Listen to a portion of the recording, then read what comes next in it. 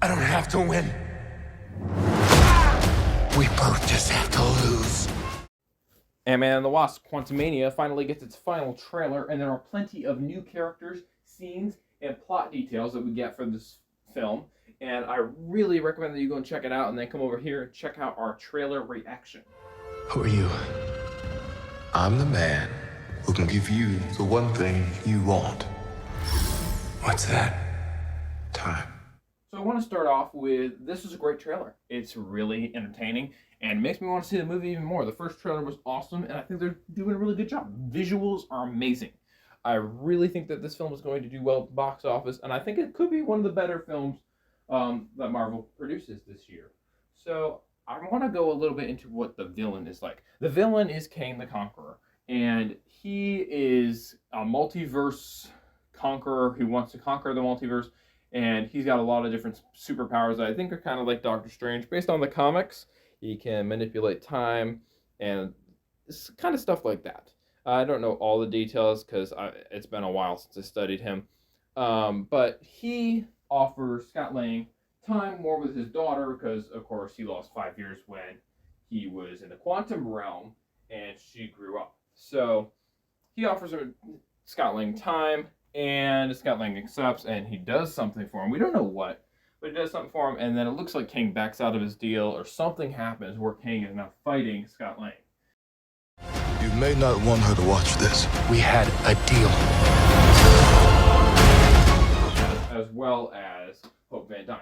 So you have that, and therefore you also see MODOK, who is also in this film. That we see an armored version of him as well as just a normal version of him, and he seems to be partnered up with Kang. So it sounds like it's going to be some kind of deal, and then the deal goes wrong, and Ant-Man's got to stop whatever's happening, along with the help of Wasp and their friends. So that sounds like what the plot is kind of folding around, the importance of time, which is great. I think that's a good lesson that could be really made out of this film. But now I want to talk about Ant-Man for a minute. Now, there are a lot of speculation, including myself, that think that Ant-Man's going to die in this film. Not many people get more than 3 movies, which Ant-Man has already had 2. Now, do I think that Ant-Man is going to die? I would give it about a 67% chance that Ant-Man or the Wasp or some other major character dies. It could be Hank Pym. But here's what I think would happen. There's a couple outcomes that you could see. One is, at the end of this movie, Ant-Man somehow delays Kang the Conqueror from taking over the multiverse somehow and sacrifices his life. Or somebody sacrifices their life. Could be Hank Pym, could be Wasp. Somebody sacrifices their life to delay him.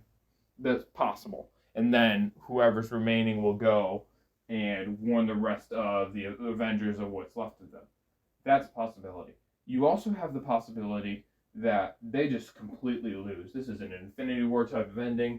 Ant-Man dies, Wasp dies, or a bunch of people die, and this movie just ends on a bad note, trying to hype up the Kang Dynasty. That's possible too. I don't think that's what's going to happen, but it's completely possible. You also have the idea that maybe Scott Lang dies, and Hank Pym somehow takes back up the mantle of being Ant-Man for Kang Dynasty. I think there's going to be an Ant-Man. You just don't know who it's going to be. It could be Cassie. I mean, that's completely possible. But whatever's going to happen, I really hope they don't kill Ant-Man. You have very few of the original characters still in the MCU. Ant-Man is a Phase 2 character, I believe, but they've already gotten rid of most of the original Avengers, and any of them that aren't the originals that are still left, they're supporting actors now. Thor doesn't seem to be coming back for a while. Hulk is on a Planet Hulk movie that hasn't been announced yet, it sounds like.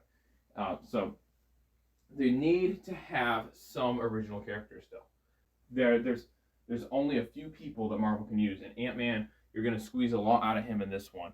But Ant-Man it seems like he's going to die in this one. He delivers an iconic line, I don't need to win, we just both have to lose. So, what are they going to lose? Is Ant-Man just going to lose the time that he originally thought he could get back? Or is he going to lose his life? I don't know. So you have that part of the film. So, that's kind of where I'm going with this trailer. There are some other Easter eggs, of course. But I do think that this film has multiple different ending possibilities, but whatever happens, it's going to lead up to Kang Dynasty. It's going to be crucial for the MCU going forward. So I highly recommend, if you want to keep up with the MCU, you're going to have to watch this film, and so that you understand what's going on. And you're going to have to see where Ant-Man falls into this, where the multiverse falls into it, and why do we see so many Ant-Man? There's like 3 or 4 Ant-Man on the screen at one time, and they're shredding up like Mr. Fantastic with Scarlet Witch. But I don't know what's going on with that. It could be the multiverse. It could just be a vision. I mean, there's just so much in this trailer, and it's information overload. But the things to keep in mind are, you need to see this film if it's crucial. Ant-Man may or may not die, depending on where the story goes.